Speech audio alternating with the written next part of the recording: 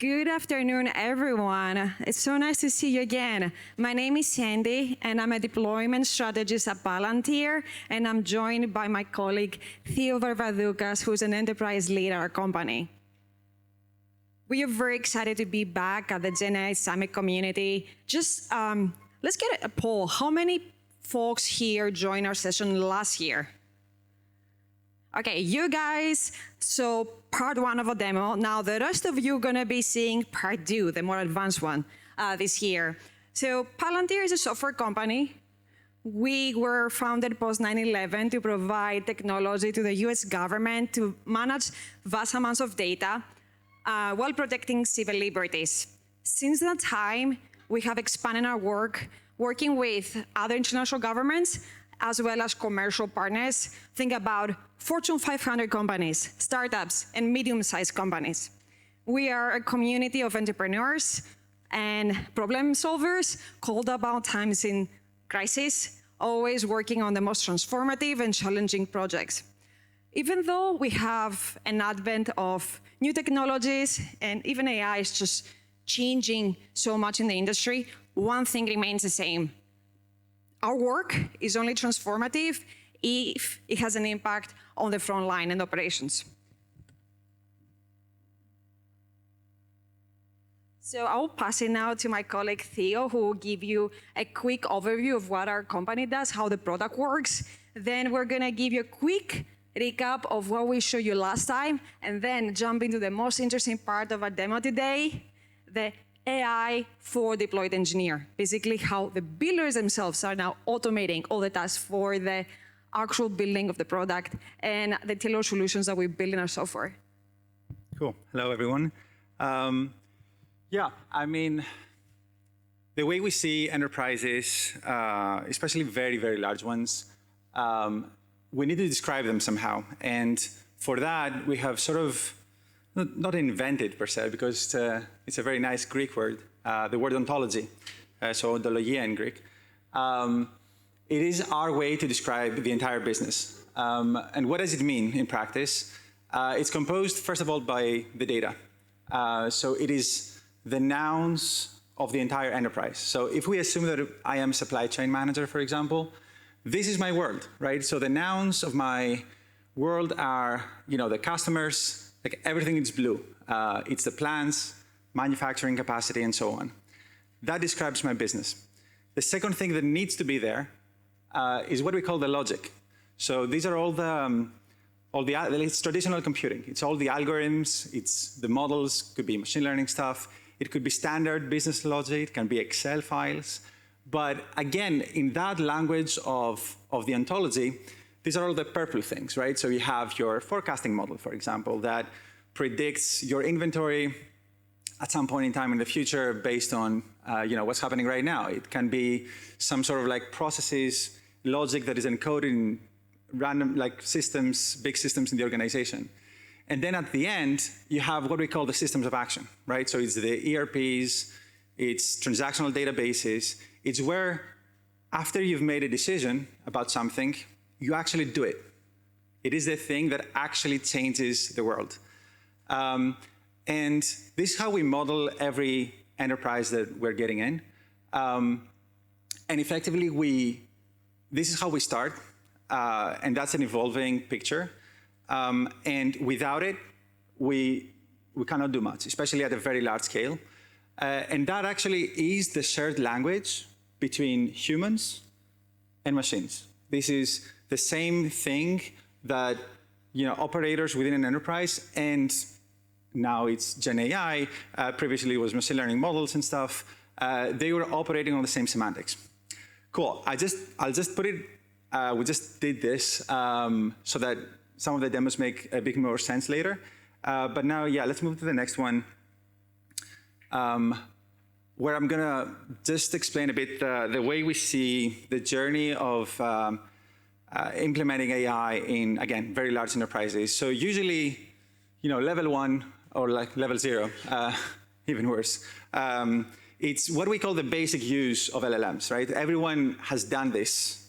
It could be ChatGPT.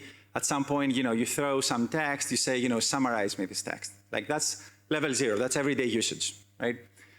Level 1 is you have maybe someday you have some PDFs, you have maybe a little agent, you throw some PDFs as a context, maybe some analytics on top.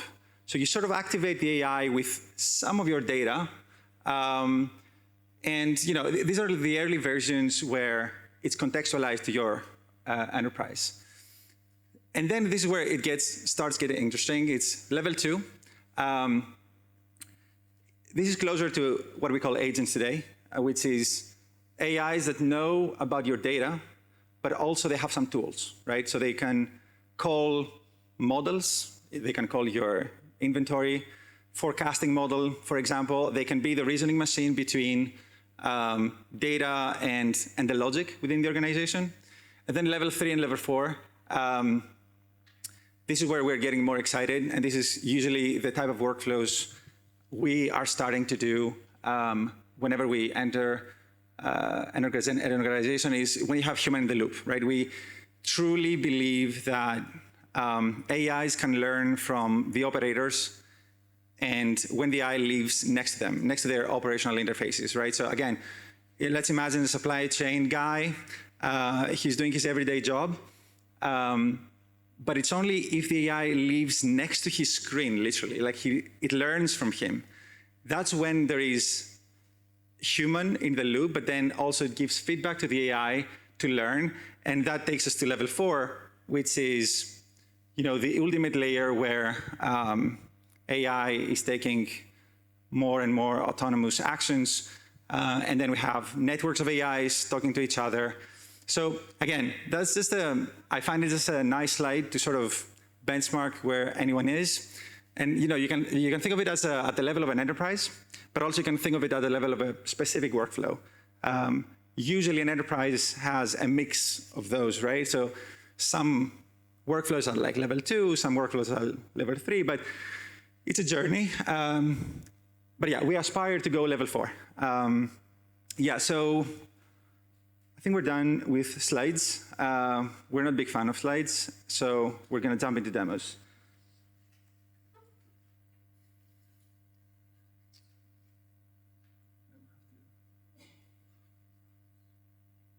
Sorry, we didn't have time to set it up. But I'll give you a very quick plot twist, but a spoiler. Levels 0 to 4 is what we demoed you last year. Today, we're gonna demo you 4.5, an army of agents that helps the developers themselves contribute to the product and automate tasks that all of you guys, the builders, would be performing. So not just, thank you, Theo, the decision-making piece, but one step later. So let's spend 2 minutes just doing a quick recap of the demo that we did last year. And again, for folks who saw the demo last year, just a quick refresher for you. So last year, Theo and I gave you a demo of Onyx, an onshore manufacturing enterprise, which is the next generation of commercial enterprise. This is where we have automated all decision-making. All workflows are underpinned by AI agents, and the ontology that Theo explained earlier is a common foundation for both the users, the operational users, and the AI agents themselves, with having that shared foundation of data, logic, and systems of action powering all those AI-driven workflows. So here I have a bunch of agents thinking about, let's actually do a quick overview of how the agents look like in Foundry. We feed them with prompt engineering, but the most important thing is the ontology. You provide the feedback that is tailored to your organization's data or any models you might have. Think about ML models for scenario forecasting or supply chain decision making. And then, let's go back here. We have a 360 view of my operations, anything from sensors in my production line all the way to what's happening down the line in my delivery and distribution. Maybe have a shortage, so what can I do with my revenue because I don't want to I want to keep my customers happy, etc. So think about every step of the operation, from manufacturing something from raw materials all the way to producing it and then distributing to my operators. All those small decisions are part of the puzzle, and everything here has been automated. Everything here, every single decision is taken by an agent that is running live, and also it gives me some like bird eye view as an operator, or maybe as CEO, like leadership, that I can see what is happening in my ecosystem. So this is what we did last year. This year, we are changing gears. We're taking one step further, and we are enabling the builders themselves to automate any task that they would be otherwise spending days or hours trying to solve. Theo, do you want to kick it off with one of those agents, one of those folks in the army of agents? Yep. So just we're going to go through a simple like data engineering example. Imagine that I got some data somewhere in my S3 bucket. Actually, let's explore it. So somewhere here, yeah, that's my S3 bucket. That's my sort of data ingestion layer. Let me explore what sort of sources and data do we have there. Okay, cool. So I see sort of like the lineage. It's my S3 bucket, some data there. But let's assume now that I don't want to do the entire work. I don't know. I really want to do some data integration. I want to connect this data somehow that makes sense. Pretty much I want to figure out my ontology. And so what I'm going to do is, for now, I'm just going to save, let's call it Theo. Let me save it somewhere here. And then there's this cool, it's a tool in beta right now. And the plan for this one is to replace us. So yeah, let me take the URL from this one. Sorry. Gosh.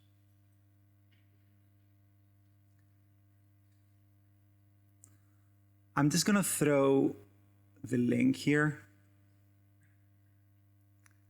And I see the agent sort of loaded the data. And yeah, I just want to tell it, yeah, for now, for example, I can see that it has access to certain tools. All of these things are tools. It can read data. It can create new data. It can author code. For now, I just want to do a minimal example. And I want to say, it's going to give it, sorry, where's it? You see that? Oh, here it is. I have my ready prompt. Our cheats here, so we don't have to type everything. Yep. But effectively, all I'm saying to it is, can you figure out the ontology automatically for it? And I can use any whatever LLM I want. For now, let's just go with Claude, and let's see how it's gonna do whatever it does. So yeah, for now it's thinking. On the right-hand side, we can see its chain of thought. And yeah, for example, we can see that it's figuring out that, I have to use the SQL query tool, for example. Now it figured out relationships and so on. So let's leave it working. Yeah, let's create a Foundry branch. I like that it's using branches and doesn't destroy my production. While you're building this, maybe we should, while your agent is running, maybe I can create a second agent and do something completely different, because they can run in parallel. You can have, again, an army of agents performing different tasks that completely could be related, or they don't have to be. And every agent can be working on a different branch, so they don't really affect each other. So the second task would be, just think about traditional data engineering. You have some data sets, some raw data, and you want to augment your ontology. You want to make it more enriched. In our case, you guys remember back, we were talking about a manufacturing company that has suppliers. So let's just think about, we want to rank our suppliers. So we're going to create a new agent.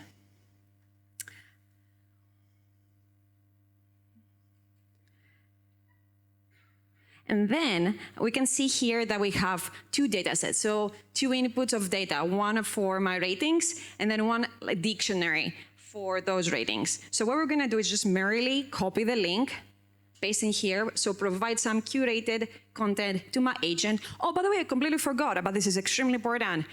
AIFD, the tool that we're showing you now, has access to the data that you as a user only have. So permissions is the number one, the most fundamental thing in our platform. So that's something that we definitely want to highlight, that this tool only has access, it's mirroring your access in the platform. Cool, so we provided the context, the input, and now we're gonna give it a little bit of script, just tell it what to do. So we basically wanted to take that data as an input and then augment it, add it to our ontology, and it will do the same thing. It will go review the data, which me as a data scientist could take up to 30 minutes, especially if a data set has more than 400 columns, 15 million of rows. That would take a lot of time. Like even just thinking, what is the primary and foreign key, all those like small nuances, that would take time. And then it will again ask you if you want to create a branch. You should definitely do that because you never know. Confirm response, and it will be running at the back end. Again, it wouldn't be a cool demo of army of agents if I only did two. So let's go ahead and create a third agent running in parallel. By the way, those visuals are pretty cool. Like it gives you a quick demo and a quick overview of the visualization of the relationship of the data sets. That's pretty cool. Let's create a branch here.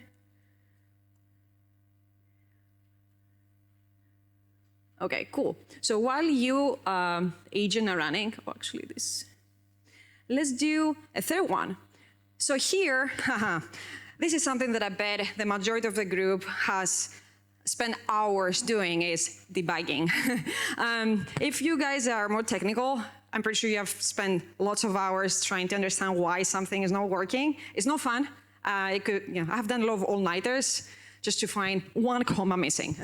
So here, you don't really have to spend time because we want you to spend your time on the more critical things. So I have created a build, a transform that is failing on purpose. So this is, oops, sorry.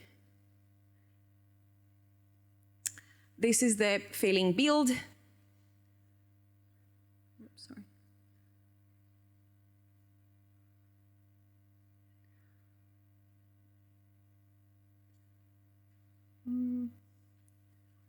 I'm blind, sorry. Oh, this is a code, sorry.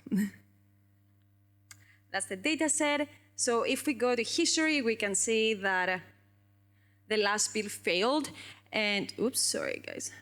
It wouldn't be a live demo if I wasn't blind while doing something that it's a better brother. Okay, so this is a failing demo. I can spend hours going through the Spark profile, trying to understand what went wrong, maybe ask my colleagues for assistance, but AIFD can come to my saving here.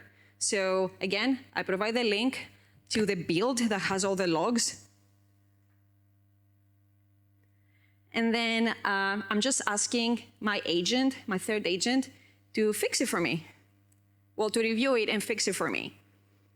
And it's pretty cool because instantly it will go through the Spark profiles, the log errors, and try to find a resolution, create a Foundry branch, and push the changes to quickly fix my code, and also build the dataset again, running again, and make sure that all checks pass. Theo, do you want to see how your agent is doing while mine is running? 30 seconds, by the way. Oh, sorry, yeah. Okay. Cool, yeah. It did a bunch of stuff. That's pretty cool. It seems like it proposed, it did a PR, I think. Let's see. Yeah. It created, wow. The entire ontology. Sorry. The supply chain ontology, I see it created a bunch of objects, relationships between them, even actions. So yeah, I mean, I can go and review if this makes sense, merge or not. But yeah, it's pretty cool. Usually this takes a bit of time just to figure out relationships and stuff. Yeah. We're out of time, but you want to check quickly the result of? Quickly, I will show you a quick preview. So same thing for the second one, and also illustrates with specific steps what it did. You can likewise open the PR, review it as a human operator, and if everything looks good, push it, merge it with your master code. And same thing for the third one. Well, here I never really created a Foundry branch, so it hasn't run. But if you want to get, the only thing I want you to get out of this demo is that we are leveraging AI agents for every decision making in our platform for users, but we have taken it a step further. Now we are enabling the operators and the builders themselves to automate all tasks that they would otherwise spend a lot of time on, and now they can use their time on the most critical things that really need their attention. Thank you so much for your time, and if you have any questions, please let Theo or me know.